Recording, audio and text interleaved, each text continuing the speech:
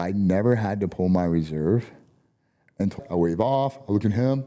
I pull my ripcord. I got the 4. And I was like, Hey guys, thank you for tuning into the Patriot Point Show. Remember to like, comment, and subscribe. Enjoy the video. Nobody knows what their number is. I never had to pull my reserve until my very last jump as a SEAL. Really? Yeah, I got something called bag lock.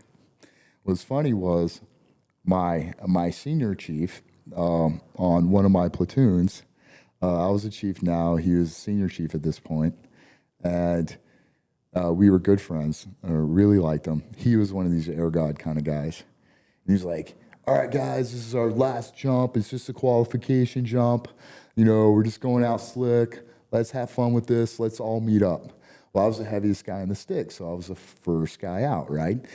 And so I jump out. And we're supposed to have like 8 guys in between us, right? And they're all sky trash. They're all over the place. They're just like herding cats. You know, well, he jumps out last because he has the most experience, right?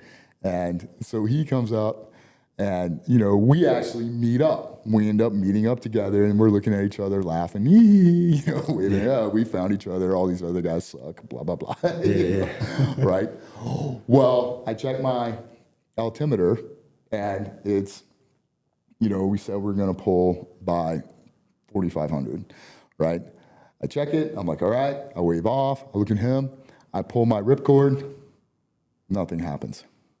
Now, they say you can get a burble and you're supposed to count to 4. I've never actually pulled it and got to 4 before that thing was like, it's literally every time I pulled it, it's like 1,000.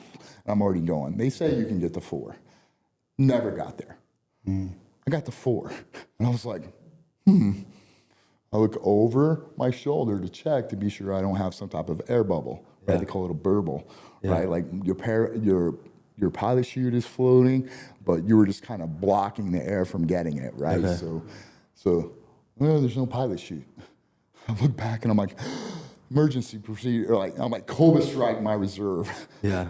And he got it all on film because he's got like his helmet cam on. Yeah. He's like, you know, so I pull my reserve. I see my main just go floating away out of the corner of my eyes. So now I'm landing on my reserve. So I'm like, all right. Is your reserve the same size as your main or no? Yeah, it's really close to the same size. Okay. The main's a little bigger. Okay.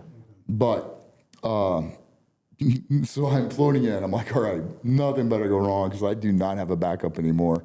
Because things can go wrong after you're under your main and you have to cut your main away and still pull your reserve. If it gets tied up too? Yeah, I think it can have holes in it. It can come out all kind of weird and funky, even though you're still falling, but you're falling too fast because your risers got twisted somehow. So people have had to cut away mains that opened up, but they were just messed up some way. So I'm like, all right, I'm checking in. I'm like, everything's good. Nothing better happened. You know, and of course I landed safely and I'm here to talk about it. But he was like, dude, your eyes were so fucking big. He was like, you should have seen your face. I'm like, yeah, of course. And he's one of these guys that's had to pull his reserve before. He's got thousands of jumps. And I'm like, that was my first time. Yeah. And I'm like, that was my last jump in the SEAL teams. And I'm like, yeah, I'm so glad I was retiring in like a year. And I'm like, cool, I got that thing out of the way. I keep my jump pay. I don't need to do this anymore. Yeah. Yep. You know, and if somebody right now is like, hey, Randy, you want to go skydiving, you know, as a civilian? I may do it. I don't know. But, you know, it's just so different being like this, dressed like this, and then a military jump. And yeah, it's different for sure. All the gear and everything else. So, but yeah, it was kind of funny. I had a friend that had to pull his reserve on his very first jump ever. So I felt a lot luckier than he did. At least mine was my last jump. For sure. I didn't have to have a career after that of like, I don't want a reserve for my reserve. Just yeah. Like, can we just jump over water every time? Yeah. Well, I appreciate you sharing that with us. And so if anything else you wanted to add to that? Yeah, that's about it. I mean, for anybody that wants to, you know, go get their, you know, their AFF license or whatever, sure. You know, why not? If you got the money to do it, it's fun, it's exhilarating. I hope my kids don't want to do that because I do believe you've only got so many. And you don't know which number that is. And a lot of times the guys that die are the guys that have the most experience because they get complacent. Yeah. Yeah. Yep. Yeah. Ratio. Those rock It's stars like the same thing on the shooting range, right? You got new people that shoot themselves, and then the other people that shoot themselves have been instructors for 30 years. Yeah. You know, they just got complacent.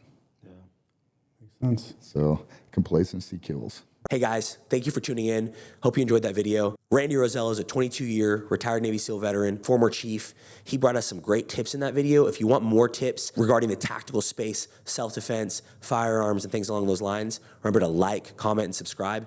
It costs nothing and it really helps us out bringing more great content like this. Thank you for watching.